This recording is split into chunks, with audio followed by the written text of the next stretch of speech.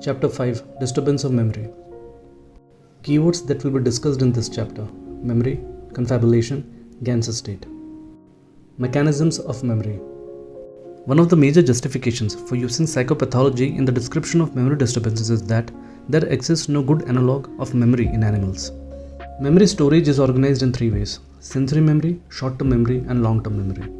Sensory memory. It is the initial phase of memory and can hold large amounts of incoming information briefly. It is a selecting and recording system via which perceptions enter the memory system. This information needs to be further processed as short-term memory, or it quickly decays and is lost. It can be iconic memory, that is fleeting visual images, and it lasts up to 200 milliseconds. Or echoic memory, which are auditory and which lasts up to 200 milliseconds. Short-term memory. It is a limited capacity system that operates as a set of subsystems. It is a simple span of attention limited to 6 or 7 items and lasting 15 to 30 seconds unless the items are rehearsed. A model of working memory comprises of a central executive, which is the attention controller, a visuospatial scratch pad which allows for temporary storage and manipulation of visual and spatial information, and a phonological loop which holds memory traces of verbal information for a couple of seconds combined with sub-vocal rehearsal. Coming on to long-term memory. It can be conceptualized into two retrieval systems. The first is a declarative system or explicit memory, which deals with facts and events and is available to consciousness for declaration, and can be further divided into semantic and episodic memory. Semantic or fact memory is the storage of information in pure form without specification of time or place, and episodic memory refers to personally experienced events. The second retrieval system is non-declarative or implicit memory. Long-term memory can hold information for periods of time from a few minutes to many decades, and the capacity is very large. Description of the requirements of long-term memory can be subdivided phenomenologically into the following 5 functions. The first is registration or encoding. It is the capacity to add new information to the memory store. The second is retention or storage. It is the ability to maintain knowledge that can be subsequently be returned to consciousness. Third is retrieval. It is the capacity to access stored information from the memory by recognition, recall, or implicitly by demonstrating that relevant task is performed more efficiently as a result of prior experience. Fourth is recall. It is the effortless retrieval of stored information into consciousness at a chosen moment. It requires an active complex search process and is influenced by primacy and recency effects. For example, the question, "What is the capital of France?" requires a recall function. The fifth and last one is recognition. It is the retrieval of stored information that depends on the identification of items previously learned and is based on either remembering or knowing. In this process, a stimulus triggers awareness. Remembering or knowing then takes place. The question, "Which of the following is the capital of France? Paris, Lille, or Lyon?" tests this function. As expected, abnormalities of memory can occur in any of these areas. That is, there can be impairment of encoding, storage, or retrieval. Organic impairment of memory. Memory disturbances can be separated into those that are psychogenic, that is, sometimes which occur in healthy people, or associated with diseases of the brain. These are referred to as organic or true amnesias. Impairment of registration or encoding. In this, the problems is an initial analysis and representation of the information, and the inability to select salient semantic features of the information. In retrograde amnesia, particularly in patients with KORSAKOV'S syndrome, this impairment of retrieval may be actually due to problems at the stage of registration. For example, in the list learning test, the semantic features of the words, such as the fact that the words are derived from names of flowers, fails to assist the subject in encoding the new information. Impairment of retention. In this, the problem is in the storage of information. In retrograde amnesia, the impairment of retrieval is thought to be due to impairment of retention, particularly in case of cerebral trauma. Usually, it is of short duration of less than 30 minutes, and there is dissociation between anterograde and retrograde amnesia such that registration may be impaired without any impairment of retention. This suggests that anatomic structures involved in new learning and retention of old memories are distinct. Impairment of retrieval or recall. Recognition is the retrieval of stored information and depends on the identification of items previously learned. In episodic memory, recognition can take the form of either conscious recollection or knowing based simply on a sense of familiarity. This is the so-called remember-know paradigm, and it proposes a dual process. A remember response indicates that recognizing a stimulus brings back to mind some conscious recollection of its prior occurrence, whereas a no response indicates that recognizing the stimulus is not accompanied by any conscious recollection of its prior occurrence. Disturbances of memory. Normal variations. Déjà vu and related phenomena. Déjà vu is not primarily a memory disorder. It is a disturbance in which the associated feeling of familiarity that normally accompanies a previously experienced event occurs with a novel event. On the other hand, in jamais vu, an experience that the patient knows that they have experienced before is not associated with the appropriate feeling of familiarity. Both phenomena are relatively common normal experiences, but may also be significant symptoms of temporal lobe epilepsy, cardiovascular disorder, or anxiety-related disorders. Normal forgetting. Rates of forgetting are influenced by the personal meaningfulness of the information, the conceptual style of the individual, the degree of processing and elaboration of the information, and age. Forgetting is determined by disuse or interference. There are two forms of interference. First is proactive. In this, newly learned material interferes with the recall of previously learned material. And in retroactive interference, previously learned material interferes with the recall of newly learned material. Repression or selective forgetting. Interestingly, forgetting is also subject to the influence of affect. For example, it decides which sensations are registered, what is retained, and for how long, and what information is available for recall. In Freud's account, traumatic or threatening memories are kept out of conscious awareness by the mechanism of repression. Other forms of active forgetting includes motivated forgetting, which subsumes repression as an example. Another one is directed forgetting. In this, executive control processes within the prefrontal cortex are used to forget items that are not wished to be recalled. The processes underlying directed forgetting are still being investigated. Falsification of memory. This is concerned with reports of events that never happened or distorted memories of an event. Interestingly, false memories are commonplace in non-clinical populations. The mechanisms include exposure to post-event information and the role of misinformation in facilitating addition of non-existent details in reports. As with true memories, these also involve source monitoring, that is, determining the source of the experience whether to be internal or external, and plausibility, that is, the degree to which the event is likely to occur in the real world. It seems there are 3 steps necessary for people to develop false memory. First, they must believe that the specific event could plausibly may have happened. Second, they must develop a belief that the event actually happened. And third, they must make a source monitoring error. Pseudologia FANTASTICA. In this, there is fluent plausible lying, which are often grandiose and extreme. It is often unclear the degree to which the patient himself believes the account. This usually occurs with an associated personality disorder and often when experiencing a major life crisis, such as facing criminal proceedings, and there may be overlap with fictitious disorder. Classical example being of an isolated person without family or friend drifting into the emergency department of a large hospital in a strange city late at night, with stories of their own exploits and importance and the unfortunate vicissitudes they have experienced.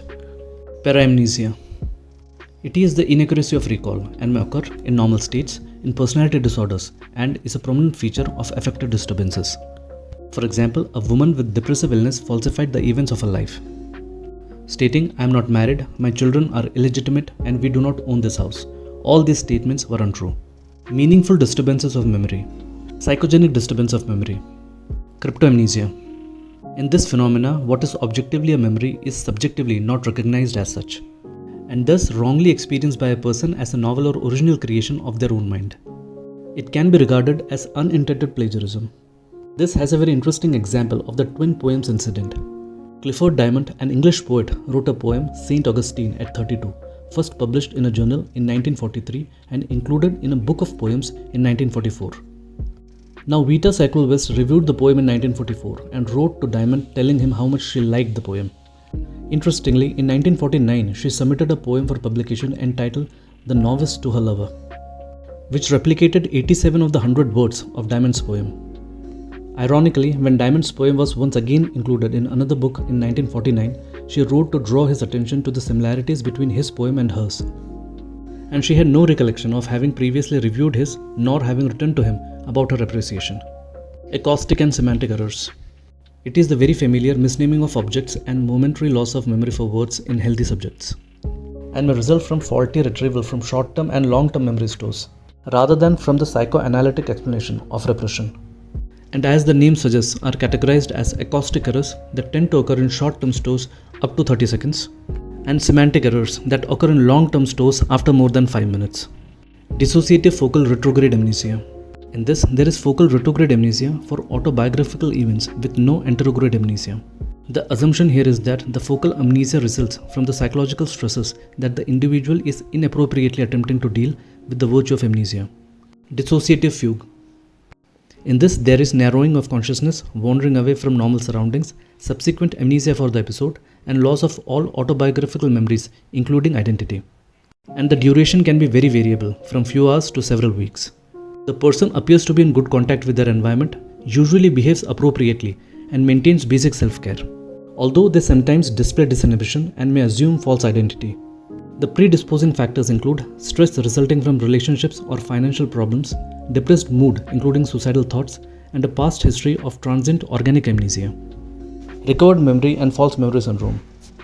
As can be expected, this is a hotly debated issue both in psychiatry and clinical psychology. Survivors of traumatic experiences sometimes recover additional memories during clinical sessions after apparent psychogenic amnesia for a long time, sometimes decades, particularly associated with childhood sexual abuse. Such memories may be true or may sometimes be inaccurate in whole or in part. The term false memory syndrome came into use after False Memory Syndrome Foundation was set up to represent the interests of parents who had been accused of abusing their children sexually. The sufferers are typically female and are usually participating in some type of psychotherapy. It is considered that these memories have been implanted during therapy by process of suggestion. Empirical evidence demonstrates that there are three groups of individuals with recovered memories: those whose memories have been recalled inside therapy, were recalled outside therapy, and were continuous from childhood to adulthood. Corroborative evidence in the first group was 0%, for the second it was 45%, and for the third it was 37%. Furthermore, the second group was able to suppress anxiety-provoking thoughts, confirming their liability to remain unaware of traumatic memories for long periods before their recovery. Coming on to memory disturbances secondary to psychiatric disorders. Confabulation. It is probably best to conceive it as a loose term that covers a wide range of qualitatively different memory phenomena. Keeping this in mind, it can be defined as a falsification of memory occurring in clear consciousness in association with organically derived amnesia. The term can be used to describe mild distortion of an actual memory such as intrusions, embellishments, elaborations, paraphrasing, or high false alarm rates on tests for retrograde amnesia, or highly implausible bizarre descriptions of false realities such as claiming to be a space traveler. And as if this wasn't broad enough, the term has been extended to include the following: memory confabulations, confabulations about intentions and actions as can occur in split brain subjects and in hemiplegia of the left arm in which the subject denies their disability. Perceptual confabulations that occur in Anton syndrome characterized by unawareness of blindness, as well as confabulation about emotions. This table summarizes the characteristics of confabulation. The KORSAKOV'S syndrome could take two forms, and there may be overlap between the two. The first is confabulation of embarrassment, or momentary or provoked confabulation. It is a direct result of memory loss and depends on certain attentiveness and activity, as is often provoked by questions probing the patient's memory for particular events, and the patient tries to cover an exposed memory gap by an ad hoc confabulated excuse. This form is momentary and reveals a social awareness. The second one is fantastic or spontaneous confabulation. This type exceeds the memory impairment, in which the patient describes spontaneously adventurous experiences of a fantastic type. The spontaneity is the key characteristic of this form. Such memory disturbances may occur with organic deterioration after alcohol abuse and also in organic amnestic syndrome not induced by alcohol and other psychoactive substances. So, to summarize the symptoms, there is severe memory impairment, especially of recent memory, evidence of disorder of the brain, absence of a deficit in immediate recall, a disturbance of attention and consciousness, and a global intellectual impairment. Even a more complex classification was proposed by Schneider into 4 subtypes: intrusions in memory, momentary confabulations, fantastic confabulations, and behaviorally spontaneous confabulations. Suggestibility is a prominent feature due to clouding of consciousness, weakened judgment, and interplay of fantasy. In fact, it closely resembles daydreams. Now, confabulation may be related even to normal mechanism of recollection, as in the contents of confabulation might have happened in the past, that is true events but that are incorrectly oriented in time and place, termed as impairment of temporal order or source monitoring. And in case of fantastic confabulations, the patient might be remembering distant fantasies but not being aware that they were fantasies rather than real life. This might be caused by dual lesions in basal forebrain areas and frontal executive systems. These lesions appear to result in impaired strategic retrieval of memory and disturbed verification or monitoring of the abnormal memory output. Fantastic confabulation with persecutory content is falsification of memory occurring in clear consciousness. The patient believes that others are stealing their money or trying to defraud them. Memory falsification of various types occur in schiz, depressive illnesses, antisocial personality disorders, and obsessional states. In my humble opinion, confabulation has been overcomplicated by inclusion of similar phenomena and by increasingly complex classification. I think confabulation is on a continuum, as is the case with many psychiatric phenomena. Early in the disease, when the brain damage is minimal, the gaps in memory are small as well, and the patient makes up stuff usually believable to avoid embarrassment. He is aware of the gap as well as the filler. It is similar to lying. But as the disease progresses, two things happen. First, the gaps in the memory increases, and so does the fantastic nature of the fillers. And second, the patients start to make up stuff spontaneously when there is no need. The patient is now unaware of the gap or the implausibility of his filler or their needs. This is directly linked to the increasing brain damage.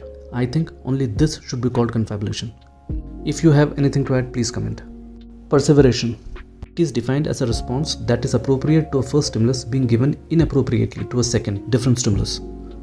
It may be demonstrated verbally or in motor activity. Usually occurs in association with disturbances of memory and is a sign of organic brain disease, perhaps the only pathognomonic sign in psychiatry. Memory impairment in SCIS. There is deficit in long-term memory, including evidence of impaired retrieval in both recall and recognition. There is impaired short-term memory demonstrated by deficit of forward digit span, as well as impairment of working memory and schematic memory. The memory deficit has been shown to be associated with severity and chronicity of the illness, negative symptoms, and formal thought disorder. Furthermore, remembered circumstances often take a new self-referential meaning and is usually related to FTD, and usually the affected memories are those which formed after the illness. This differentiates them from delusional memories, which date back to a time before the patient was ill and are the result of an admixture of remembered true events and delusional elaborations. Affective disorders of memory. Memory is affected by emotion. Mood disorders such as depression reduces the amount of cognitive processing resources available for a given task and manifests as deficits in the elaboration, organization, encoding, and retrieval of material into and out of memory. There is also a memory bias for affectively toned material, giving rise to mood congruent memory, such that the information that has an emotional valence is more likely to be retrieved if it is congruent with the individual's mood during retrieval. Or state dependent memory, material that is learned in a particular mood and is more easily retrieved if the individual is in the same mood during retrieval. Ganser state. There has been a considerable argument as to whether this condition is primarily dissociative in nature or an organic psychosis. Ganser described criminals who showed the following symptoms: verbiage or approximate answers, clouding of consciousness with disorientation, hysterical stigmata, recent history of head injury, typhus or severe emotional stress, hallucination or pseudo-hallucinations, and amnesia for the period of symptoms. Later, 4 main features of Ganser syndrome were proposed: approximate answers, clouding of consciousness, somatic convergent features, and pseudo-hallucination, which was optional. But by some, it has been classified with the controversial group of reactive psychosis, with a stressful life event being usual predisposing factor.